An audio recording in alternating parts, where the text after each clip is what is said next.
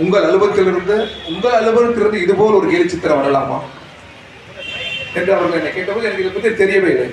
நான் அவரிடத்தில் சொன்னது, 5-6 தினங்களாக நான் பார்க்கிறேன், அனைவரும் படித்தவர்கள், எல்லாவற்றுக்கும் மேலாக பண்பும் கலாச்சாரமும் தெரிகிறது. சிறு வயதிலேயே அவர்களிடம் கண்ணிய குறைவான ஒரு சிந்தனையும் இல்லை, ஒரு வார்த்தையும் இல்லை. நான் எவ்வாறு கேள்விப்படவில்லை. ஒருவேளை எவ்வாறு இருக்குமா, யாராவது இருவர் இருந்தால் நான் அதை கேட்கிறேன். நான் இப்பொழுது விசாரித்ததில் ஏதோ ஒரு படம், ஒரு கேலி சித்திரம். அந்த சித்திரத்தை எவ்வாறு புரிந்து கொள்வது என்று தெரியவில்லை. ஆனாலும் கூட அது போன்ற சித்திரங்களை கைவிடுங்கள் என்று நாம் கேட்டுக்கொண்டும், நமக்கு நாட்டின் பிரதமரின் கொள்கையை எதிர்க்கிறோம், உள்துறை அமைச்சரின் கொள்கையை எதிர்க்கிறோம். தனிப்பட்ட முறையில் அவர்கள் மீது நமக்கு காட்பும் இல்லை, கசப்பும் இல்லை. கொள்கைதான் துவக்கி இருக்கிற இந்த போர் கொள்கை போர். எனவே ஒன்றிய அரசுக்கு எதிராக நாட்டின் பிரதமர், உள்துறை அமைச்சர், கல்வி அமைச்சரின் கொள்கைகளுக்கு எதிரான போர். இந்த போர் எந்த அரசியல் கட்சி தலைவர்களையும் கண்ணியமற்ற முறையில் இந்த சமூகம், இந்த அறிவு சமூகம் ஒருபோதும் அவர்களை சித்தரிக்காது என்று நான் அவரிடத்திலே உங்கள் சார்பில் பேசினேன்.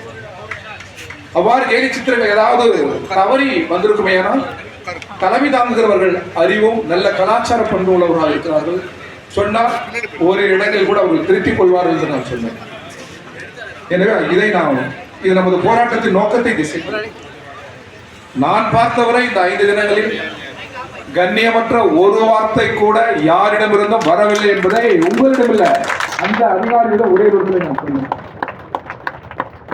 அவ்வளவு கட்டுப்பாடு இருக்கிறது, அவ்வளவு ஒழுக்கம் இருக்கிறது, அவ்வளவு கலாச்சார மேம்பாடு இருக்கிறது. உணவு முறைகளில் இருந்து அதை பரிமாறுகிறது, அதை அருந்துவது, கலந்து பேசுவது, கூடுவது. நம்ம ஏரியாமல் ஓரிரு இடங்கள் ஏதாவது இருக்குமேனால் அதை நாம் திருத்தி கடந்து செல்லலாம்.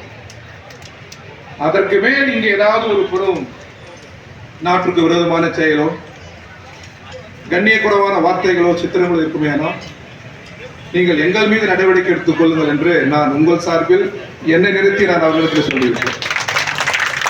அது உங்கள் மீது கொண்ட நம்பிக்கை, உங்கள் அறிவின் மீதும் உங்களிடம் இருக்கிற தேசபக்தியின் மீதும் நாங்கள் கொண்ட நம்பிக்கை.